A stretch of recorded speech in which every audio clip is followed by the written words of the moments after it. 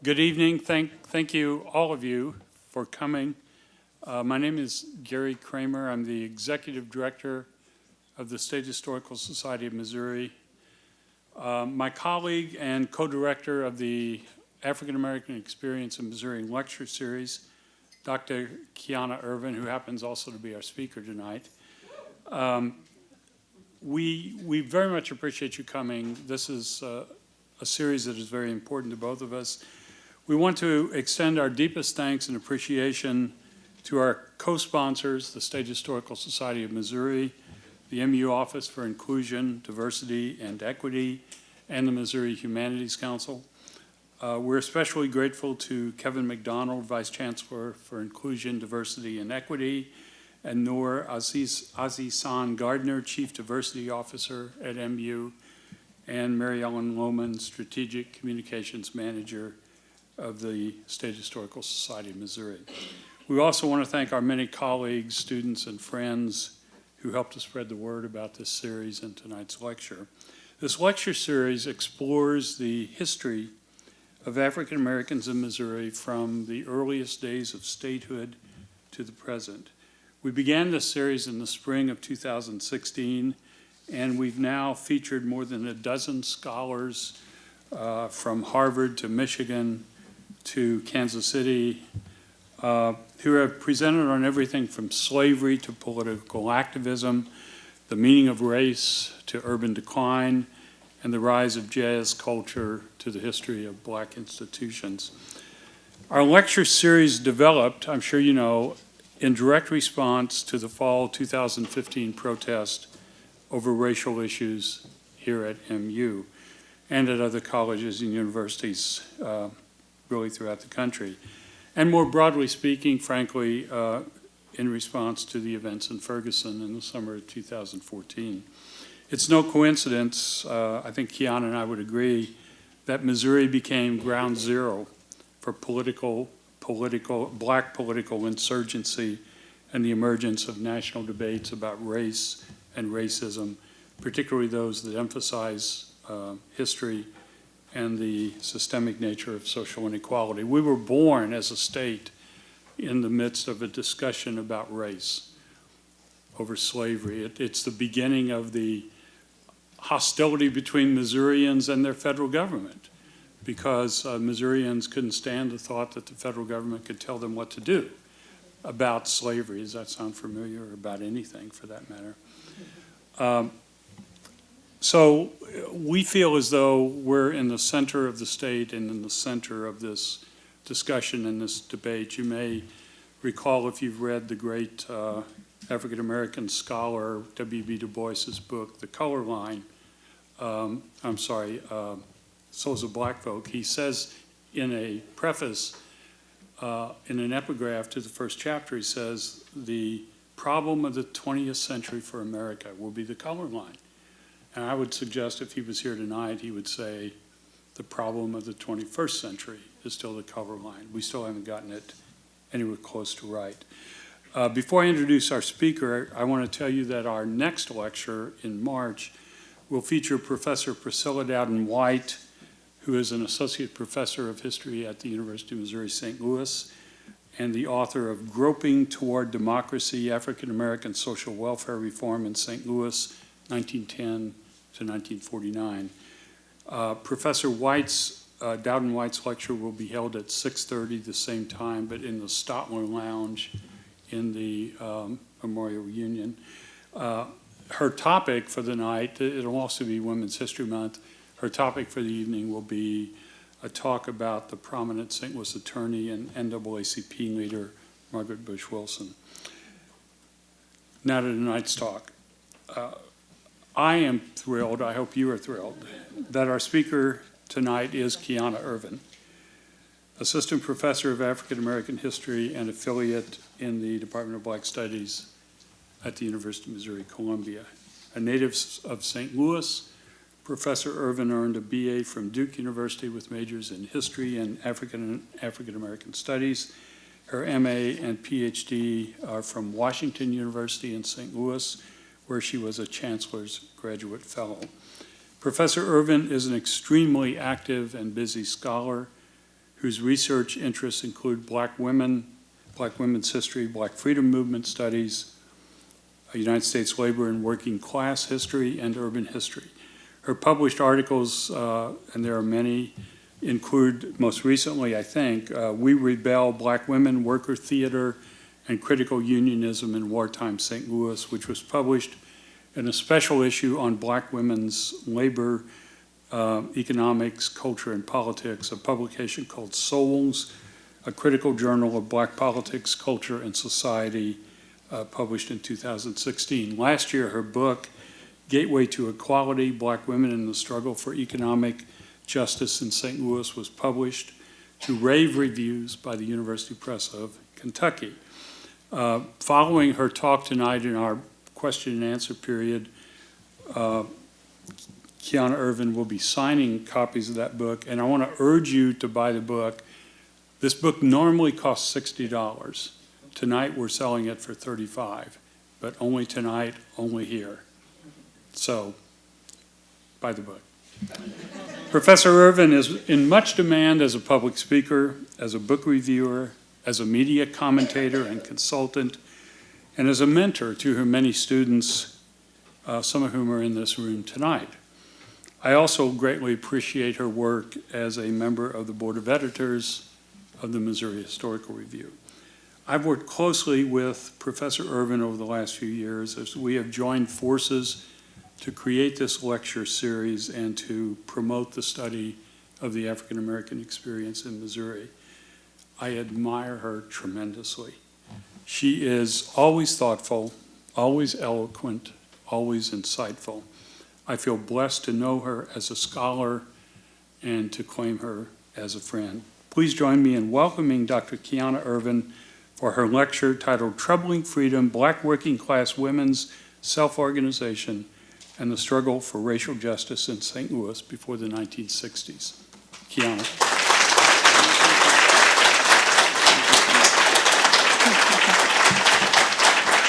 Wow. We can go home now. Gary's introduction was just that good. Thank you so much. It's a little weird to be on this side of the introductory remarks, but I'm really happy to be here. I'm happy to see all of you.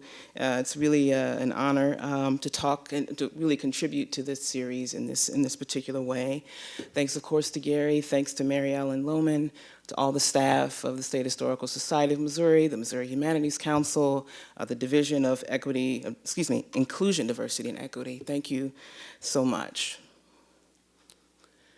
So, as a graduate student, I determined early on that St. Louis history was important, not just to local studies, though crucial, but also to questions that sit at the intersection of urban history and Black freedom movement studies. Although my advisors had agreed with me, and I had the support of historians and some interdisciplinary scholars who had written about the history of race, class, and space in the city, there was still a remarkable number of scholars and editors who were unconvinced that an entire monograph should be devoted to this one place. Since embarking on this project as early as 2005, maybe I shouldn't have put that in the talk, it's been a long time. This sentiment has significantly changed. Since the early 2000s, even more publications have emerged, and my work no doubt joins this corpus. And when the time came to publish my research, I was no longer burdened with external doubts about whether my case study merited systematic and focused study. But surely, what put such wrong-headed thinking to rest was, of course, the Ferguson Uprising of 2014, or as some local organizers would put it, the Ferguson Liberation Movement. Sustained protest against police murder and brutality, and a county municipal system that extracted revenue from mostly Black working class residents through excessively high fees and fines, cast a light on the necessity of historical analysis. Many thought, as Slate columnist Jamel Bowie did, when in a request for an interview on the, quote, story of the Mike Brown shooting, he quipped, "I've seen the present situation described as a pot boiling over, but I want to know what heated the pot in the first place." The deep roots of the racialized poverty, poor and segregated housing, and underfunded public school systems that had long defined Black suburban life in St. Louis not to mention its city proper counterpart, heated the pot, of course, and luckily there were historians who knew the backstory well and were willing to make sense of it to a wider public.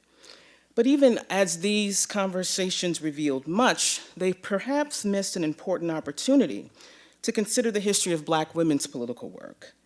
This topic is much lesser known. Chants pointing to the guilt of the whole system became a refrain of this 21st century Ferguson struggle, and I would argue that the emphasis on systems as opposed to individual action strongly reflects a key attribute of an organizing tradition among Black women in 20th century St. Louis. Also, the centrality of their political leadership is a theme connecting past and present. A border city with uneven patterns of segregation, where Black women workers simultaneously experienced an amalgam of regionally specific economic realities, 20th century St. Louis was a veritable crossroads. It functioned as a unique incubator for the development of Black women's politics, particularly in matters that pertain to economic rights. First, women formed the majority of Black migrants during the first and second Great Migrations, outnumbering Black men in the brackets in which both groups were of working age. Hyper-visible subjects, the women who made their homes in the city, were symbols of influential discourses about working-class urban life. Second, the St. Louis economy was diversified and homed to so-called light industries, such as retail and garment manufacturing, a reality that made women's employment especially important. Meatpacking and automobile manufacturing plants, steel foundries, or other so-called manly production facilities were not in abundance, as in, say, Chicago, Pittsburgh, or Detroit. Ernest Calloway, an astute observer of local urban politics and a labor and civil rights leader in his own right, wrote, quote, "Because of the light industrial structure of St. Louis, many have found that the city, job-wise, is a woman's town. This suggests in a very meaningful way that it is easier for a Negro female to find employment in St. Louis than a Negro male. Thus, many Negro males have moved on to Detroit, Chicago, Cleveland, and other heavy industry centers." Third, unlike cities that were nationally and internationally recognized as centers of the civil rights movement, St. Louis fell under the radar. Struggles for racial equality and Black liberation in cities such as Montgomery, Little Rock, Birmingham, Memphis, Chicago, New York, and Oakland captivated the nation. The city's lack of identification as a hub of freedom struggle was due, in part, to its characteristically higher profile of Black women organizers. In the gateway city, Black women performed political work in shared or in similar capacities as Black men. And St. Louis's urban politics had spaces of political possibility for Black women to emerge, not just as invisible bridge leaders, but also as visible formal architects of freedom. So I'd like to spend the bulk of my time kind of discussing three connected episodes. First, a strike led by nutshellers. Second, domestic workers' collective attempt to standardize their profession. And finally, the struggle of defense workers to make good on the promise of American democratic rhetoric. I want to do this to identify the significance of Black working class women's labors to struggles for Black freedom that came before the far more studied and perhaps celebrated 1960s era. These earlier struggles stand on their own, certainly in terms of their historical significance, but they also made possible racial justice work in the late 20th century. So the nutshellers who toiled in one of 5 factories owned and operated by the R.E. Funston Nut Company entered the shop floor on Monday, May 15, 1933, as they always had, but this day did not follow the normal routine.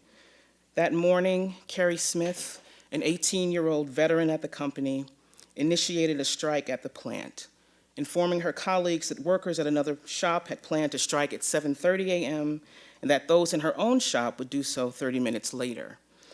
The strikers marched to a nearby park where they elected Smith chairman and chose 10 additional participants to serve on the strike committee.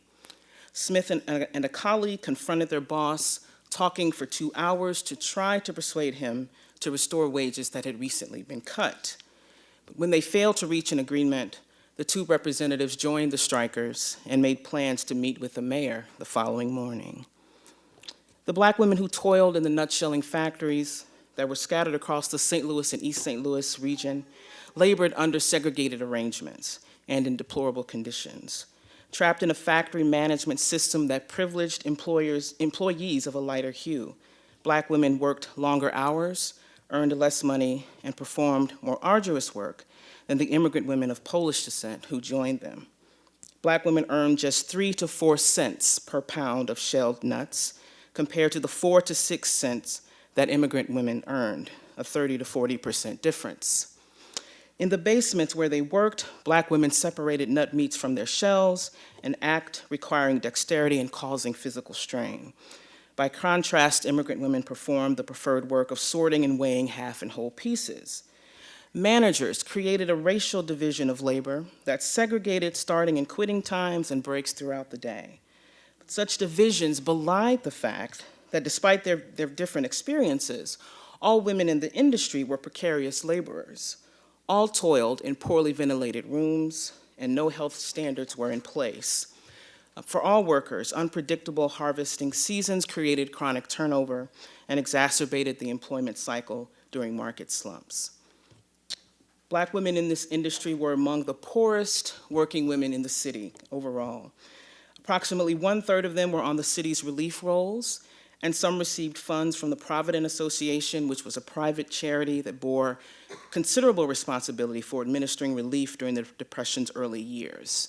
Even despite the fact that the Funston Nut Company had grown in sales over the course of the early 20th century, and the fact that it expanded to multiple plants, nut shellers' wages were so meager that they significantly lowered statewide median wages, a fact not lost on organizers or analysts. So to dramatize their cause, nutshellers transformed Funston factories and city streets into political stages.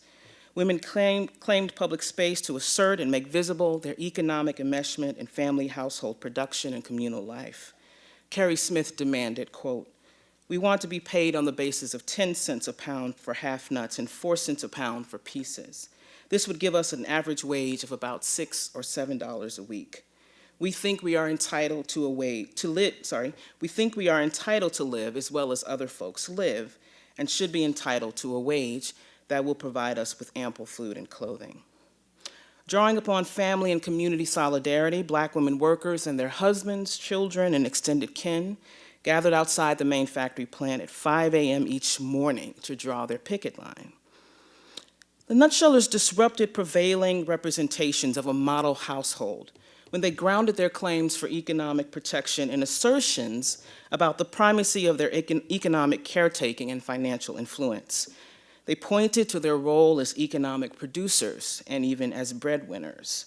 Exemplary Black families, they argued, organized households around mutually dependent relations of care between men and women. Striking a blow at the underlying ethos of the New Deal, the striking women asserted that the extent to which one carried responsibility for securing a suitable standard of living for one's family, not a breadwinner's gender, should determine one's access to a living wage and economic security. Seamstress and striking nutsheller Marcelyn Owens, likely the breadwinner in a household comprising her parents and son, argued for more than a wage increase. She wanted recognition and regard. Choosing a seasonal nutshelling job to supplement her income, the 30-year-old woman was among those arrested during the first series of demonstrations. And similarly, Ardenia Bryant, a 10-year veteran employee, supported her invalid husband with a meager salary and public assistance. Organizer Cora Lewis, a widow and mother of several children, employed an ethic of caretaking as political strategy. Implicating the state as partially responsible for the escalating tensions between labor and capital, and for ensuring women decent wages was a core component of the women's struggle. Strikers cast the state as their protector, an advocate, and as an entity partially responsible for their survival in times of economic collapse, and especially in instances when managers practice discrimination or refuse to comply with state-issued mandates. For example, before an audience of strikers, sympathizers, police officers, and reporters all gathered outside City Hall, Carrie Smith informed the St. Louis mayor that with low wages of less than $2 per week, Black women's survival was at risk. Smith's statement went beyond oft-cited grievances of industrial workers to critique the low wages that unskilled industrial workers earned and the racial and gender hierarchies embedded within the logic of industrial capitalism. She called for industrial work to fulfill its promise as a desirable alternative to domestic and agricultural work.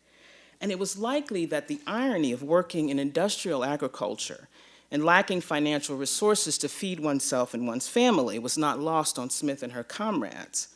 Her battle was as much about food justice as it was about anything else, asserting that those who cultivate and process the food that sustains life also should have access to it.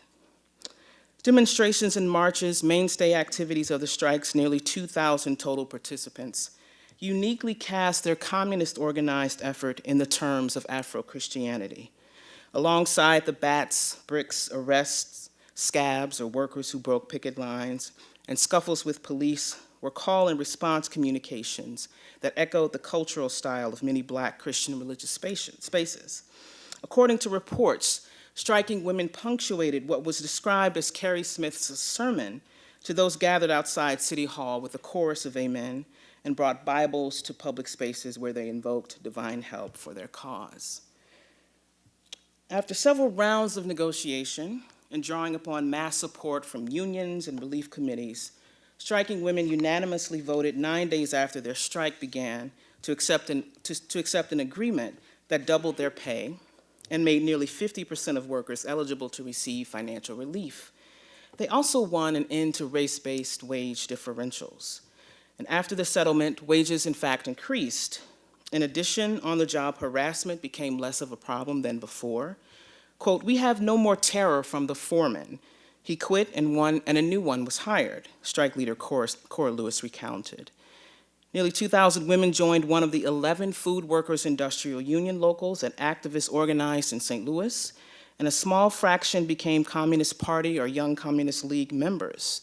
Each plant formed its own post-strike committee and designated, quote, "the best fighters on the picket line" as captains. The women unionists established rules of governance, elected party organizers to connect committees to rank-and-file members, and established a central board comprising representatives from all local shops. Women organized integrated baseball leagues, recreational activities, and morale for a time seemed at an all-time high. And although the Funston Company did not formally recognize what was called the Nut Pickers, or what they call themselves, the Nut Pickers Union, participants found it beneficial to maintain community. But victory was short-lived. At the beginning of the nut harvest season in September 1933, the Funston Nut Company quickly began reducing its labor force on a massive scale. Later, 3 factories in East St. Louis closed without any prior notice, affecting approximately 1,000 women. By 1934, the company closed the majority of its plants and moved its operations farther south to San Antonio, which had a much larger nut-shelling market. There, Mexican-American women workers worked for even lower wages than what the nutshellers in St. Louis earned. Company layoffs did not, of course, occur without opposition, but such counter-efforts produced little response. So although the Funston Company's runaway shop tactic ultimately defeated nut-shelling workers in St. Louis, the women who fiercely resisted red baiting and persuasively criticized liberal reformism broke new ground for working-class women's leadership. While the age of worker rights struggle dawned unevenly and at different moments in cities and towns across the United States, in St. Louis, the era began when Cora Lewis and Carrie Smith led a strike against their employer. Smith, Lewis, and the thousands who joined them played an integral role in formulating and shaping at the local level the basic premise of what George Lipsitz calls the age of the CIO, or a social warrant that, quote, took the form of a socially agreed upon understanding certifying that working people deserved respect, dignity, and self-determination. So used kind of in my work less as a marker of the kind of work of a particular labor organization, it really functions as a kind of means to name a larger ethos. This warrant that imbues working people's living concerns with political and social importance serves as a useful construction for framing an era of significant political work. It was indeed no small feat that strikers won most of their demands, but for a limited time. but their victory echoed deeper. Smith and Lewis's project set in motion a wave of struggle for decades to come.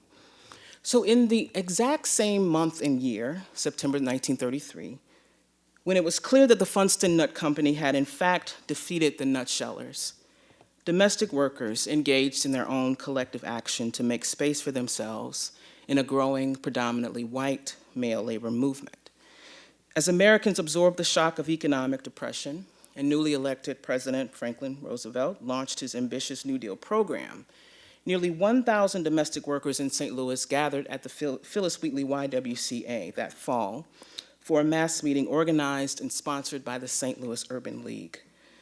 Collaborating with the organization's women's division, domestic workers used the resources at their disposal to join the workers' rights movement.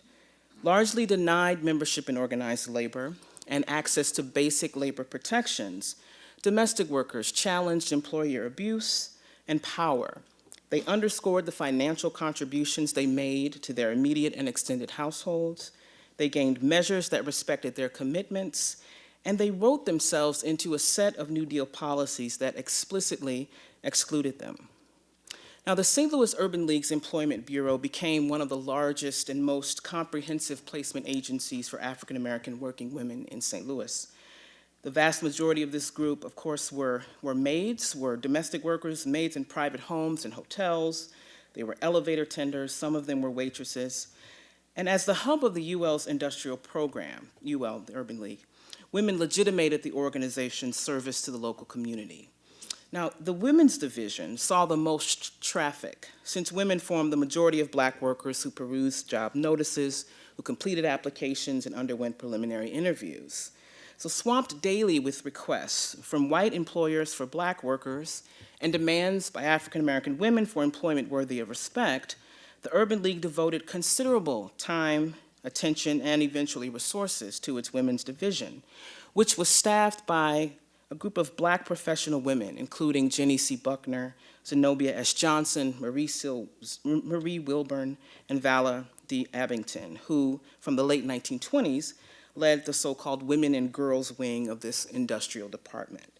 These women staffers, their meticulous reports reflected deep commitment to and concern for domestics' well-being. They scrupulously attended to Black women's labors, locating avenues to express their own labor feminist inclinations. So between 500 to 1,000 domestic workers and their sympathizers packed this Y, the Phyllis Wheatley Y, in September. With Afro-Christian overtones and narratives of racial assent, gatherers opened the meeting with the singing of James Weldon Johnson's Lift Every Voice and Sing, with prayer led by a Central Methodist Episcopal pastor, and with opening remarks by UL staffer Zenobia S. Johnson. The meeting was, quote, to arrive at some code for Negro general household workers. Now, organizers were specifically referring to the National Industrial Recovery Act, signed into law by President Roosevelt in June 1933. And that act, which was a New Deal policy of economic recovery, was essentially designed to regulate wages, prices, production codes, and business practices, labor practices as well. But Section 7A, the Act's best known part, recognized collective bargaining as a right of the industrial workforce. Though excluded from the measure, domestic workers and their allies across the country wrote themselves into this new protection and tailored it to fit their work situations. Applying the Act to African American workers in general and to domestic workers in St. Louis in particular was the guiding charge of this important mass meeting. So at that gathering, attendees made singular contributions, citing multiple indignities and offering suggestions for improvement, stressing the point that domestics should earn enough to, quote, live comfortably and be able to set aside some money for old age. One speaker suggested a wage scale equivalent to pre-Depression levels. Inverting the traditional logic of the family wage system, a domestic worker stressed the importance of securing an adequate wage to support her family, when she estimated that 1 in every 5 domestic workers was the breadwinner of her household. Another, echoing the experiences of many, complained about how a worker earned only $1.50 for 3 full days of work, and her employer consistently stopped the clock to force her to do overtime without pay. And after some discussion, attendees agreed that local employment agencies should adopt uniform minimum wage scales. And, quote, using her own personal example of success, one commentator urged women to negotiate directly with employers. Another suggested that the public ought to cover reduced car fare for day workers. And before the attendees parted ways, they voted to grant authority to UL staff to, quote, take whatever steps we saw fit to help correct this situation. Now, domestic workers and their allies in the women's division made moves to implement standards by negotiating with employers. The suggested minimum standards for the full-time general house worker, established at a 1931 conference of the National Committee on Employer-Employee Relations in the Home, required that live-in domestics work a maximum of 54 hours per week, while live-out employees should not exceed a work week of 48 hours. Overtime pay based on an hourly rate, 1 free day per week, a 1-week vacation with pay, a private living space and bathroom, accident insurance, and an employment contract were policies that could address immediate concerns. And systems that differentiated between so-called skilled and unskilled workers, reference letters from former employers, and tests to measure competency rounded out the list.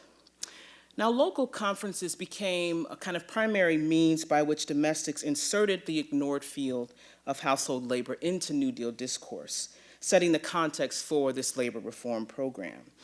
For example, a 1930 conference sponsored by several St. Louis social welfare organizations, like the Phyllis Wheatley Branch, as I mentioned, the Federation of Colored Women's Clubs, and the League of Women Voters, found domestic workers, quote, bravely and intelligently stating their side of the case. Following a morning session on the household employment situation in St. Louis, with leaders at various employment placement centers speaking on the subject, the afternoon session featured domestic worker Florence Eldridge, who addressed the topic, quote, dignifying and standardizing household employment. Other workers used the time to air their grievances. Quote, Negroes have been in rebellion against domestic service, at least in spirit, wrote one commentator. At the conference, St. Louis household workers offered their point of view, this commentator wrote, when they directed their comments to the employers who charged Black women workers with, quote, technical inefficiency and social unfitness. Now, critiques such as these, quite common during this period, reveal actually the means by which African American women resisted employer authority. Technical inefficiency and social unfitness were code words for slowdowns, thefts, sabotage, and absenteeism, all tactics, as Tara Hunter shows, that domestics devised to wrest some control over their time and bodies. So speaking after household employers gave their perspectives, working class women responded with a litany of abuses that they suffered at the hands of housewives. Employers failed to disclose the amount of washing for the day, they complained. They added responsibilities to agreements. They required employees to care for relatives overnight without overtime. And as their testimonies revealed, women cleaned furnaces, built fires, baled ashes, and washed second, third, and fourth story windows from the outside. As the UL turned to negotiation to manage employer-employee relations, it became clear that the 1930 conference served as a model for beginning the process of implementing standards in domestic work, especially as domestic labor threatened to become even more like slavery during the Depression, because the economic crisis brought worsening conditions to an already embattled employment field, intensifying the main grievance that many domestics across the United States had long aired, namely that employers refused to set clear expectations, wages, and boundaries.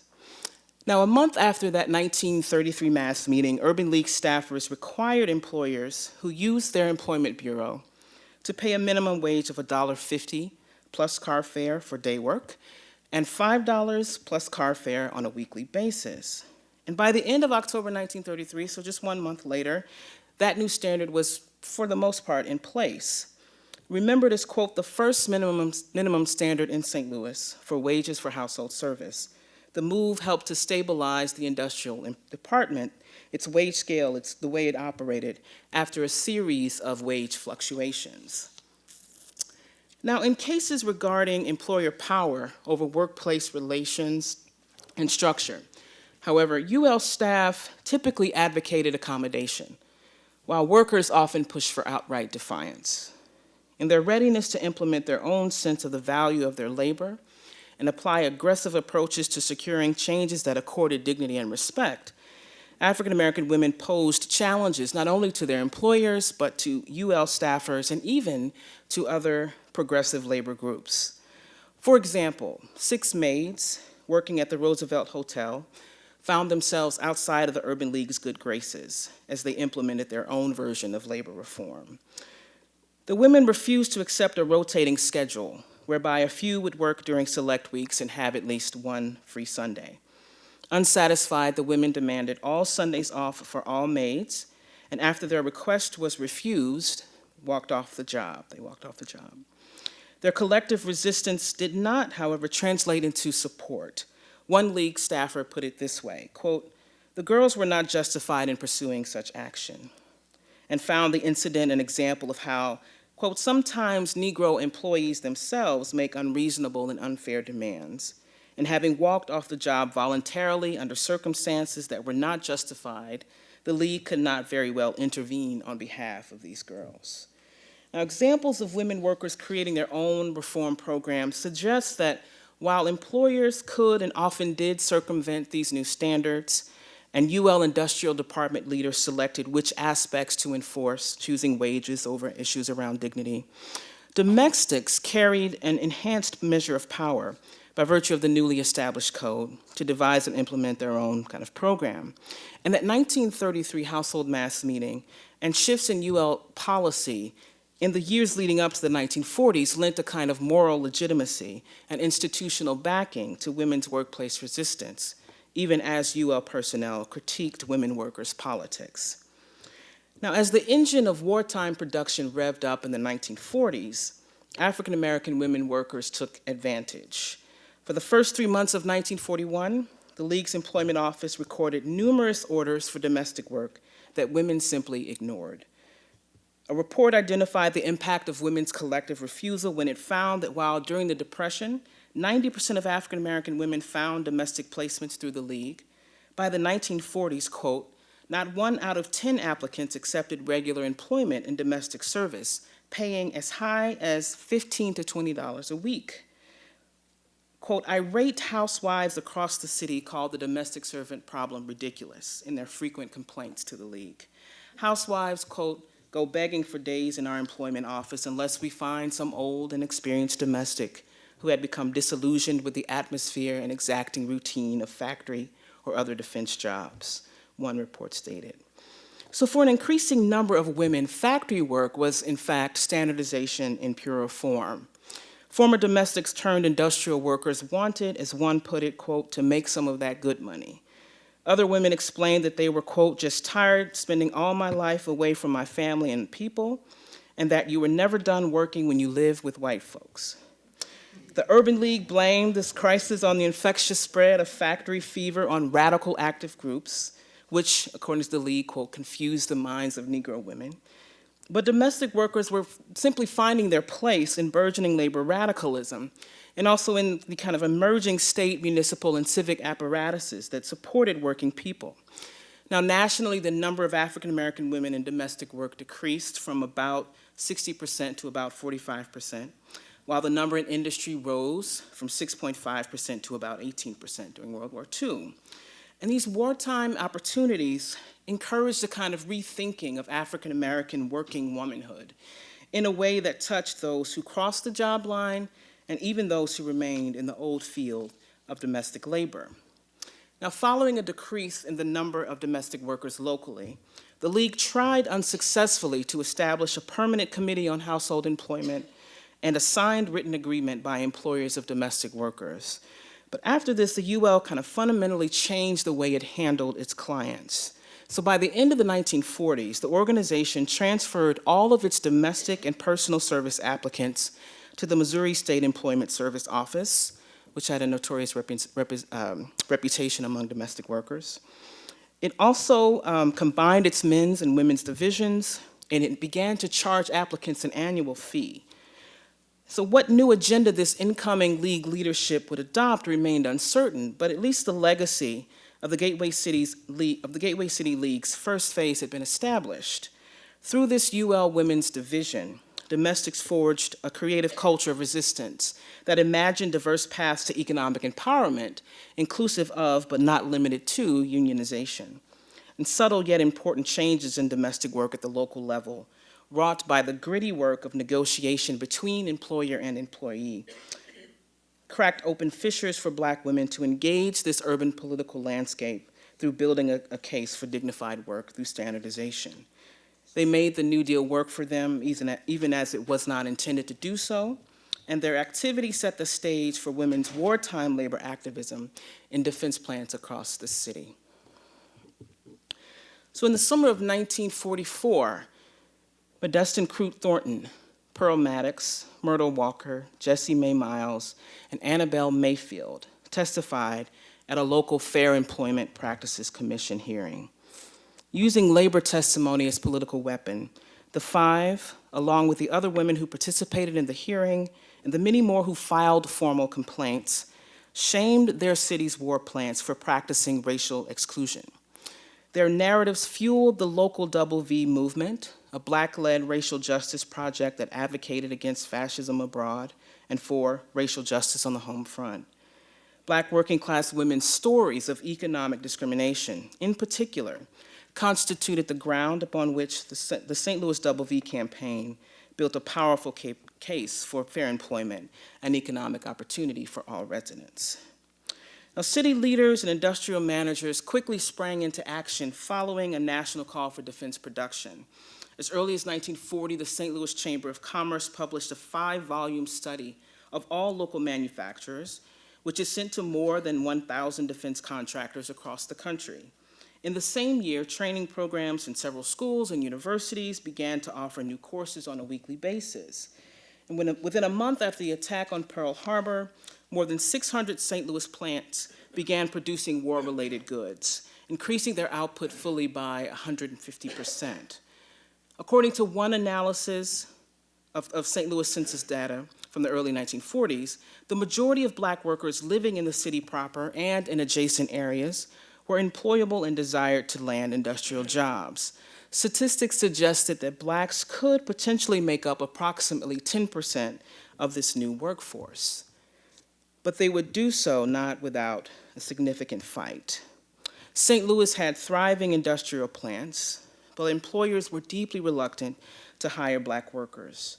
Small numbers of Black men landed positions at ammunition manufacturer United States Cartridge during the war's start, while even fewer worked at other leading companies, such as McQuay Norris, Atlas Powder, Emerson Electric, and McDonnell Aircraft Corporation. Black women, by comparison, fared worse. As late as 1941, though this group, quote, hoped that the defense boom would afford other opportunities, the picture remains one of mostly personal service, even though women passed qualifying examinations for various entry-level positions. A minority who landed jobs could work under the classifications of skilled or unskilled, but the vast majority performed menial tasks or those deemed unskilled. Now, the St. Louis March on Washington movement, represented here, this is a mass meeting in August of 1942, about 9,000 in attendance at the Municipal Auditorium. So that St. Louis March on Washington movement, inspired by the national March on Washington movement's successful push to move Roosevelt toward adopting an executive order that made unlawful racial, gender, and religious discrimination in defense industries with federal contracts, and created the FEPC to oversee the order's implementation, organized mass meetings as a core strategy. At them, Black women cast themselves as capable and disciplined workers whose economic dignity was central to the realization of progressive labor civil rights visions. For example, on this night in August 1942, approximately 9,000 to 10,000 March on Washington movement activists gathered for a 4-hour mass meeting. That's a long time. Attendees adopted a resolution demanding equal rights now after listening to nationally renowned civil rights speakers such as Walter White, A. Philip Randolph, and Milton P. Webster.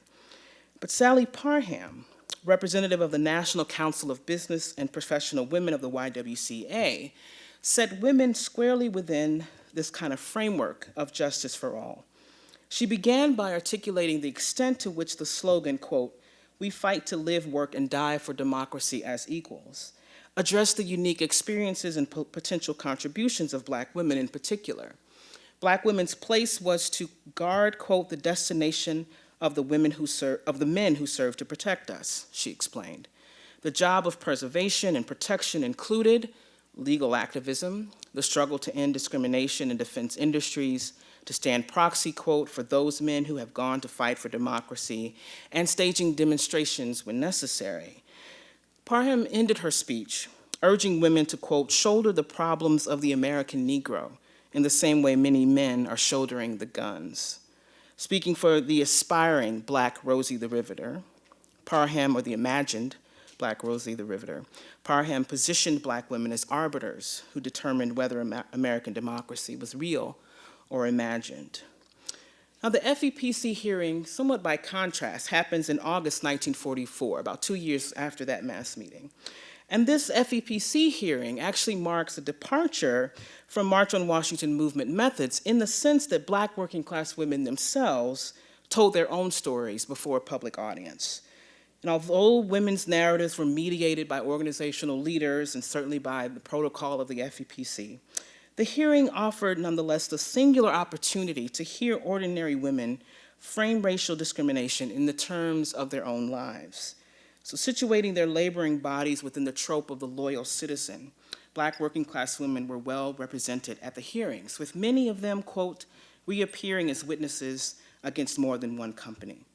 Lillian D. Reynolds, Emily T. Lee, Albertine Bureau, a 1933 Vashon High School graduate and a former elevator operator at famous bar department store. Harriet Catherine Berry, a vocational high school graduate. Pearl S. Maddox and Myrtle Walker were all leading witnesses.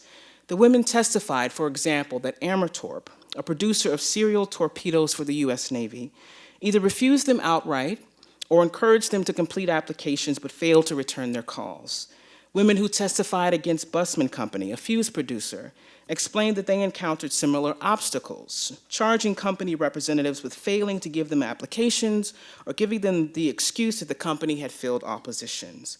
Walker, who completed training in high school, reported that an Amertorp employer, quote, lost all interest in her application when he discovered she was a Black woman. Women's formal FPPC affidavits revealed a concerted effort on the part of St. Louis's most important defense employers to bar Black women workers, even when there was a significant labor demand. Most witnesses either began or ended their detailed statements with some variation on the line, quote, "I believe that I was discriminated against because I'm a Negro." Ollie Haynes applied for an operator position at Bell Telephone Company. With 4 years of college training, 6 months of experience as a bullet machine operator, a riveting certificate, and 8 years experience as an elementary school instructor in Tennessee, Haynes was more than qualified for the position. But when she arrived at the office, however, staff members, quote, stated that they did not hire Negro women. Annie Dove Bizzle's experience was representative of what happened to many aspiring defense workers. She filed charges against the U.S. Employment Office because after she read a sign calling for nearly 25,000 war workers needed immediately, an interviewer informed her that there were no longer any openings in defense work. The only available positions were in, quote, hotel, restaurant, and laundry work. She explained, "I did not accept this inasmuch as I wanted defense work. I have had some training on machines." Now, some complainants took their grievances directly to the White House. 32-year-old Ethel Mattingly, mother of 2 teenage children and caretaker of her mother, worked as an attendant at the Jefferson Barracks Station Hospital for about 6 months before securing an operator position at the United States Cartridge Company, where she worked from May to December of 1943. She addressed the nation's president in blunt terms, putting it this way: "God knows this is why wars exist," she wrote, explaining the hardships that Black women encountered. Quote, my men's folk are fighting that the women get the right to earn the salary to support their family." By this, she's employing, with this turn of phrase, the kind of double V agenda that not simply linked the war abroad and the fight against racism at home, but defined the fight specifically in terms of Black women's economic citizenship. She went on, "And what do I get when I go to these war factories and ask for a job to support my 2 little children?" Raising a rhetorical question. "No openings for black women. Quote, I am not white, so I get no war job," she explained. Now, Mattingly vouched for the president's program, stating that she was fully behind its efforts to confront head-on racial discrimination. Yet she felt that for the measure to meet success, enforcement by the federal government of local administrators was necessary. Now, months after the August hearing, few signs of progress existed. With weak enforcement power, the FPPC could only ask companies to prohibit discrimination, but could not really require compliance or even apply sanctions.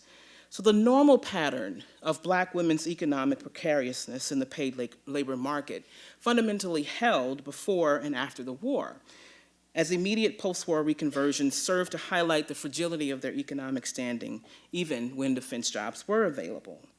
And although black women did not enter the ranks of the war production workforce on the scale that they had hoped, and although those who managed to enter did not do so, for the most part, along the lines that they had imagined, black working class women did lay the groundwork for the emergence of some of the earliest modern civil rights organizations in the city.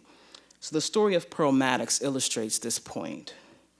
So for Maddox, remember she was one of the many women to kind of testify in many of these hearings. So for Maddox, 1944 was a busy year. Pushing for greater economic opportunity, she served in that year as a team captain for the annual membership drive of the St. Louis NAACP. Maddox oversaw the work of 12 teams, each with its own group of 10 campaigners. And the St. Louis chapter ranked among the 10 largest in the nation, and its 1944 drive saw the branch reach its then largest ever number of registered members. The explosion in national NAACP membership during the 1940s, rising almost tenfold during the war, was the direct result of women's organizing. In late 1944, Pearl Maddox founded the grassroots organization called Citizens Civil Rights Committee. This was an interracial organization that used cutting-edge direct action tactics like sit-ins and pickets, which the St. Louis Post-Dispatch called silent protests, to challenge segregation. Now, in late May, the CCRC conducted a sit-in at the Grand Leader department store, and after failing in her attempt to arrange a meeting with the owners, Maddox, along with 2 additional black women, NAACP field organizer Bertie Beal Anderson and Myrtle Walker, and 1 white woman who joined them, they decided to target the store with direct action. In July, this organization expanded its demonstrations to establishments that were less hospitable to black customers. So with the support of the NAACP, the group targeted the city's big 3 department store chains, Sticks Bear Fuller, Famous Bar, and Scruggs Vandervoort Barney. Although most St. Louis store owners allowed African Americans to shop in their establishments, they usually barred them from being served at in-house lunch counters. Typical shopping trips for black customers, therefore, involved packing lunch to be eaten uncomfortably in restroom facilities or perhaps outside the store, weather permitting. So the CCC had great success challenging this practice, building upon this kind of wartime rhetoric that embarrassed store owners who wanted to maintain the guise of patriotism and racial politeness. In a relatively short period of time, department store owners succumbed to community pressure, hoping to avoid embarrassment. And CCR women shrewdly employed the politics of double V. Maddox was part of this kind of critical mass of early civil rights activists in the Midwest who made effective use of the sit-in strategy 2 decades before the more widely known Southern sit-in movement of the early 1960s. So during the 50s and 60s, public housing, urban renewal, economic opportunity through jobs, welfare rights activism, and trade union leadership emerged as key battlegrounds in St. Louis. Black working class women were situated themselves at the very center of the overlapping battles that constituted St. Louis's contribution to the debate over the long-term vitality of American cities. Refusing to accept outsider status or to be cast as victims of the fallen American city, these women cast light on the many challenges they faced as low-income, Black urbanites. They became active participants in challenging the deep structural problems that threatened the gateway city's post-war progress. For example, Oralee Malone quickly emerged as the leader of the trade union movement. She was born in 1918 in segregated Brooksville, Mississippi. She later moved to Mobile, Alabama, where she joined the Alabama Voting Rights Campaign in the 1940s. A devotee of A. Philip Randolph, she shared his commitment to define Black freedom in terms of the interests of the Black working class. After approximately 5 years of working as a peacetime worker at the California Manufacturing Company in the 1950s, she and her colleagues unionized with the Amalgamated Clothing and Textile Workers Union, a shop steward and business representative for the union, supporting drives all over St. Louis and southern Missouri. She organized the city's first multiracial labor conference in the early 1970s.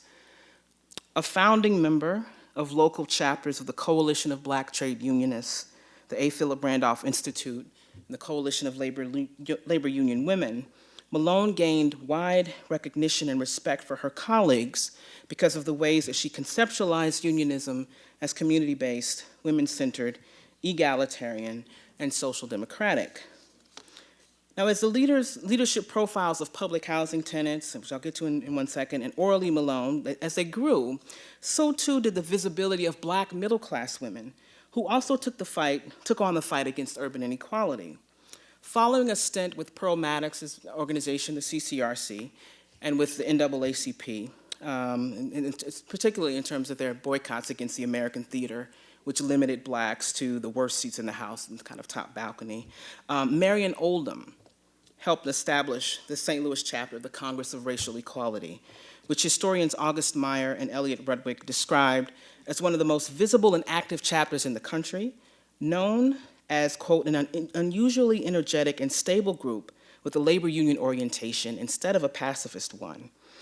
And the late 1940s through the early 1960s marked the high point of Marion Oldham's core activism, when she involved herself in a number of important direct action campaigns. These included negotiations with city drugstores to serve Black customers and hire Black workers, which resulted successfully in African Americans being employed in sales positions and as lunch counter servers. She also took part in one of the most important and widely covered civil rights protests in St. Louis history, the Jefferson Bank and Trust Company demonstrations of 1963. Oldham and her colleagues demanded that the bank, which was located in a Black neighborhood, hire African American tellers. And after 7 months of protest, during which Oldham was arrested, that first picture shows her in court, managers relented and hired 5 Black workers. Now, like Oldham, Frankie Freeman, a civil rights lawyer who, with famed NAACP attorney Constance Baker Modley, pictured there, successfully argued against racial discrimination in St. Louis public housing before a United States District Court judge. DeVern Calloway, the first African-American woman to win a seat in the Missouri House of Representatives, both Calloway and Frankie Freeman built their careers as Black professional women around kind of improving the lives of working people, particularly Black women, but beyond. Now, the age of the CIO in St. Louis, this is a project kind of defined by Black women's paid and unpaid labors, culminated in the year 1969, when thousands of public housing tenants struck the St. Louis Housing Authority, staging one of the earliest and the largest and the costliest demonstrations of its kind. National news coverage amplified this event. Politicians at the local, state, and national level weighed in and amended policies or adopted new policies as a result. And several strike leaders emerged as national figures. Winning their demands after months of mobilization, the strikers put St. Louis on the proverbial map as a transformative site of struggle. And they also made it possible for the St. Louis public housing system to emerge as a national exemplar of the tenant management model. But most importantly, by engaging in collective action to expose the connections between housing, employment, and working class residency in a declining, deindustrializing American city, undergoing sharp population loss and urban decline, the tenants who refused to pay rent cemented Black women's status as influential members of the city's working class. So the roots of this post-war explosion of citywide activism, right? Frankie Freeman, Marion Oldham, Vern Calloway, public housing tenants, Orly Malone. That explosion was rooted in struggles of the 30s, 40s, and 50s, when Black women workers waged strikes and engaged in self-organization to challenge the conditions of their labor and to make space for themselves in city politics. So from the 1930s to the 1960s, they forged an expansive struggle for economic dignity that included the right to jobs, a living wage, to welfare, respectable working conditions, affordable and decent housing, state-based economic support, and unfettered access to public accommodations in the consumer marketplace. Manipulating organizations that stood at the very forefront of the battle to defend the economic rights of the Black working class, Black women laborers built a powerful case for the importance of their class politics.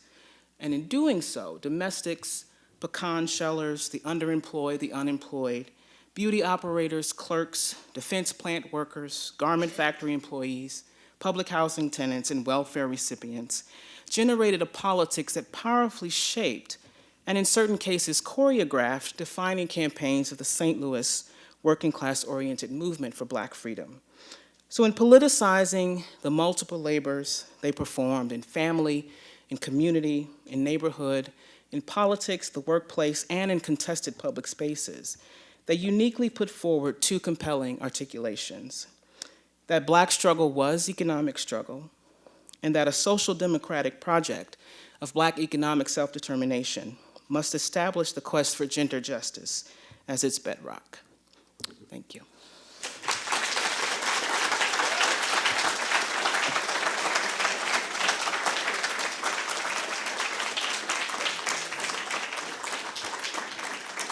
Thank you so much for that brilliant analysis. Dr. Ervin has agreed to take some questions, so if you have a question, I want you to grab this mic because we're recording this. You're going to be in posterity. Questions? Don't be shy. I'll put them to sleep. Over here.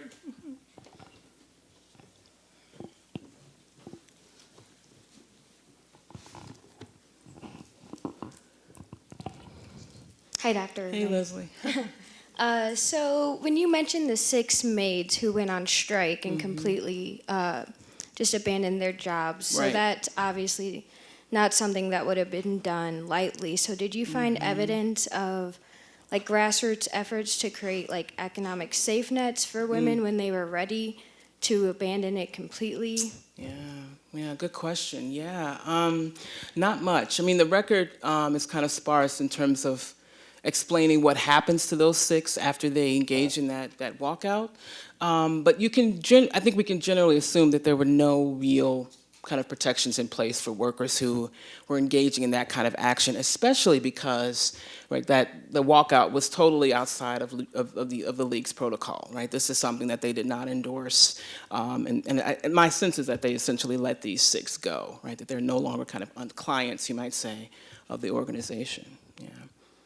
Thanks.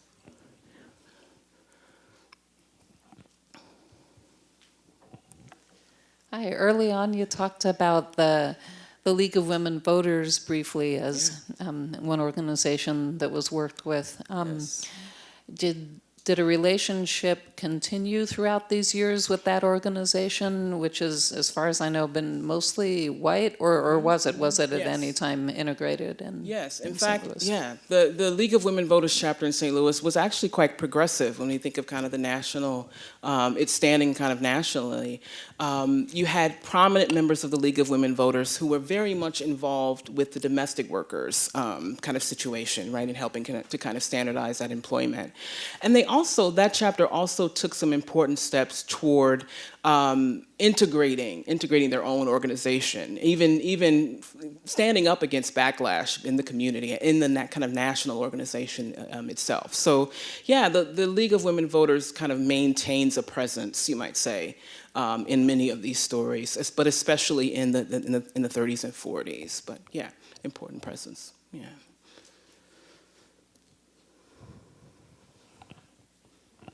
Anyone else?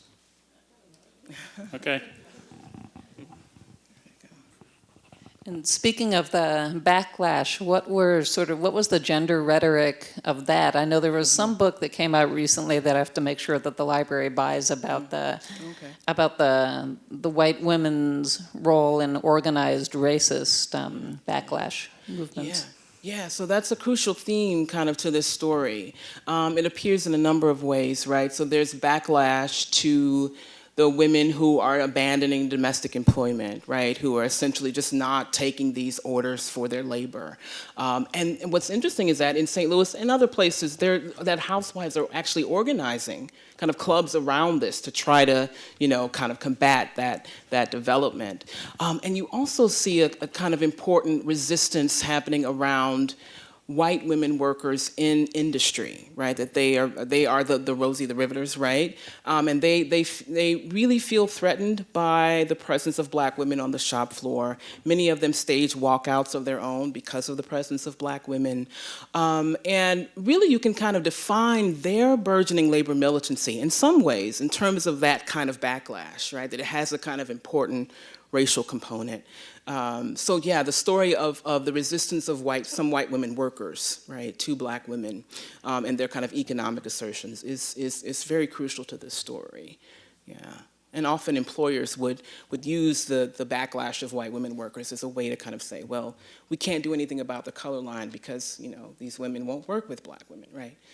So yeah, important thing. Hello, Dr. Ervin. Hey. I really appreciate your talk today. I think that you named a lot of things that we are currently still thinking about in terms of, we talk about the wage gap, right? Well, this has been a struggle for black women since, obviously, we've been talking about since the turn of the 20th century. Yeah. But what I really like the most about your work that you did with this book is that it kind of just allows for us to decenter Rosie the Riveter as the person who symbolizes women working, when black women have been working for decades, centuries, right, for free during enslavement, but especially when working in St. Louis at this time, right, leading up to the wartime. So I think you really allow for us to kind of get rid of that image, which is really symbolized as white feminism and white women's work, and allow for us to not only name black women who did the work, but really shift that dialogue and discourse on working class women's work that we don't get to know about. All we know is think about Rosie the Riveter, and just knowing that black women experienced challenges by going into the workforce and for the war. We really need to rebrand how we think about feminism and class and race and gender. So thank you for that. No, thank you for that. I mean, many points, good points there. I mean, one, that class is crucial to thinking about feminist politics, right? The class struggle is central there.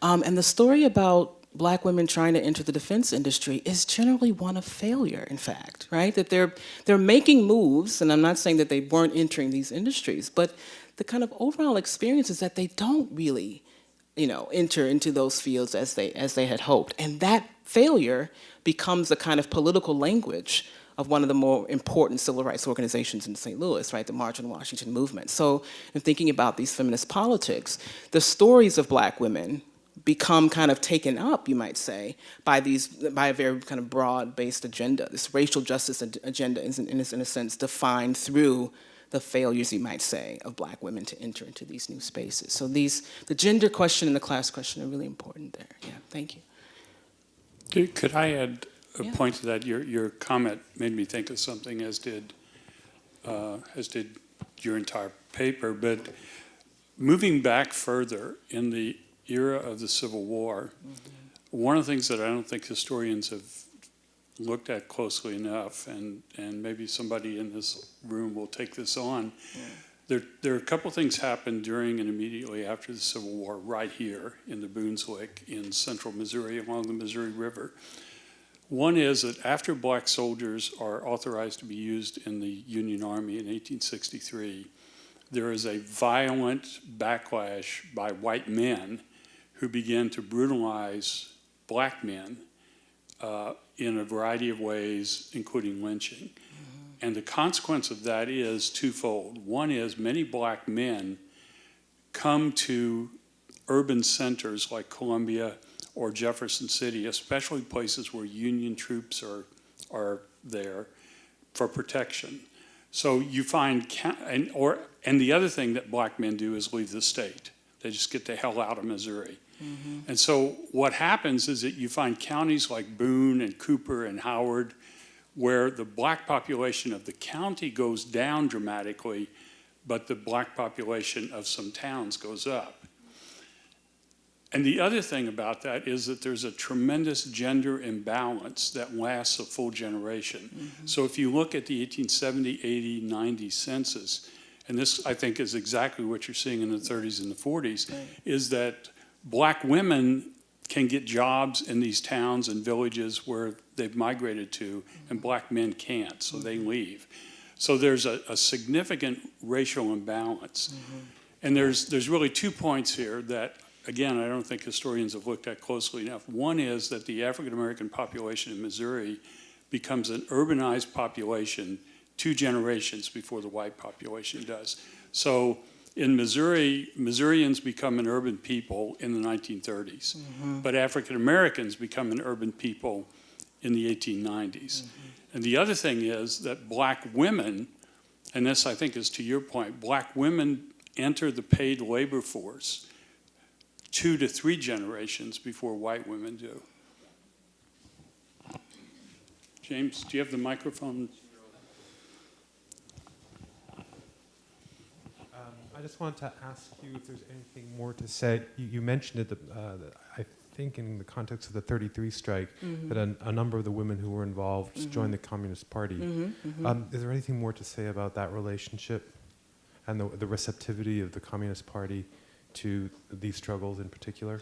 Yeah. I mean, there's great work on just thinking about kind of black radicalism in the 1930s. Robin D.G. Kelly's book, Hammer and Hoe, kind of talks about Alabama communists in this context. But yeah, you had, in a sense, women who were really, these nutshellers were really outside of kind of the respectable kind of black political scene of the day, really drawn to, by contrast, the kind of radicalism of the Communist Party, which had begun to make inroads, actually, as early as 1931, around unemployed rights movement.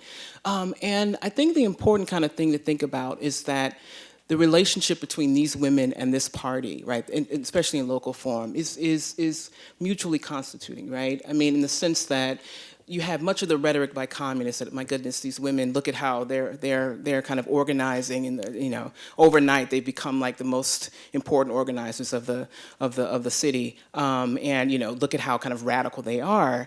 And I think by thinking of it kind of from the perspective of the women themselves, I mean that radicalism is already embedded in them, right? They're having a kind of radical response already to their situation, and finding in the Communist Party, unlike finding obviously in black churches, in the Urban League, which would not touch their situation, finding in the Communist Party a kind of platform from which to make assertions about their right to a decent wage. So yeah, they really do help. This Funston Nut strike helps to kind of establish the local party in St. Louis, and there are important connections to Chicago as well that they help establish, right? So these black women kind of lend a kind of moral legitimacy or street credibility, you might say, right, to this organization. So they're helping each other, right? They're helping to kind of shape each other, yeah. One more question. We got time for one more. Or you have extra time to buy the book. Okay, thank you very much. And again, Keona will be signing books. Thank you.